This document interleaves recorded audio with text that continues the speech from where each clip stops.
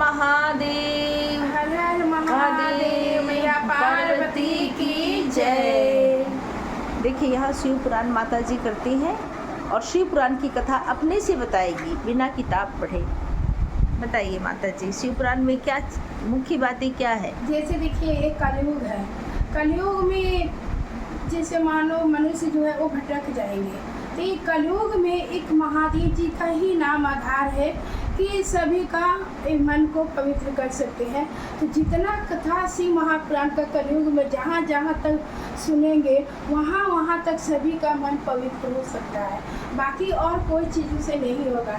इसीलिए कलयुग में जितना महादेव जी का नाम लेते हैं, उनका चर्चा करते हैं, उनके बारे में जहाँ भी गए चर्चा किए, उनके बारे में बताए, तभी ये मन को पवित्र कर सकते हैं, बाकी किसी से नहीं होगा।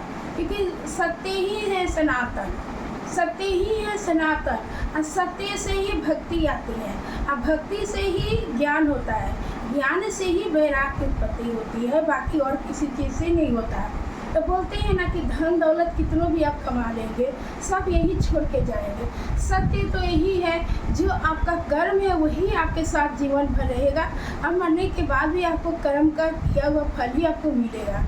और यहाँ भगवान का जितना आप नाम लेंगे, भगवान ही आपके साथ रहेंगे हमेशा, बाकी ये तो सब देखने और दिखाने के लिए है। तो महादेव जी क्या बोलते हैं कि शिव महापुराण की कथा में कि देखिए पति ही परमेश्वर होते हैं। स्त्री के लिए सनातन धर्म में स्त्री के लिए उसका पति ही परमेश्वर है। जब तक वो पति का सेवा नहीं करती है, और वो कितनों महादेव जी का कितनों मंदिर में जाए वो पूजा कर ले, उनको पूजा का फल नहीं मिलता। महादेव जी बोलते हैं कि पहले पति का सेवा करो और फिर महादेव जी का पूजा करो, तभी जा कर के तुमको पूजा का फल मिलेगा। इसीलिए घर में ही रह करके स्त्री को अपने परिवार को भी देखना है, और महादेव जी का पूजा करिए, उनका भजन करिए, भजन कीर्तन हमेशा करते रहना चाहिए।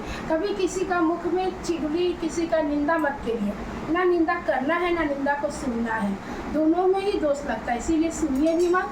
अगर कोई कर रहा तो वहाँ जाना भी नहीं, अपने घर परिवार को ध्यान देना है ना। बच्चा को देखिए, बोलते हैं ना, स्त्री एक बेटी जब होती है तो पिता के संरक्षण में रहती है, जब वो बड़ी होती है, जब शादी होता है तो पति के संरक्षण में चली जाती है, पति के बाद फिर उसका पुत्र होता है, पुत्र के संरक्षण में माँ रहती है।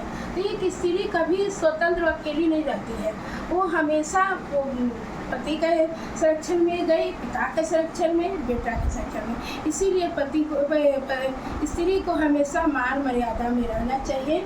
स्त्री को हमेशा सर में पल्लू रखना चाहिए, क्योंकि स्त्री का सर का पल्लू जो रखती है यही उसका सबसे बड़ा सम्मान है, उसको उससे ही सम्मान मिलता है। और मतलब जैसे कि अच्छे से रहना चाहिए। जैसे आजकल की बेटी लोग जो छोट छोट कपड़ा पहनती है, कभी मत पहनिए।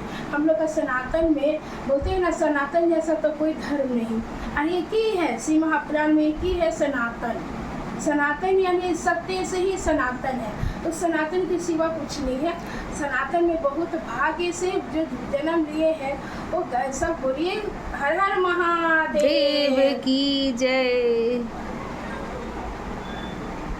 धन्यवाद दीदी।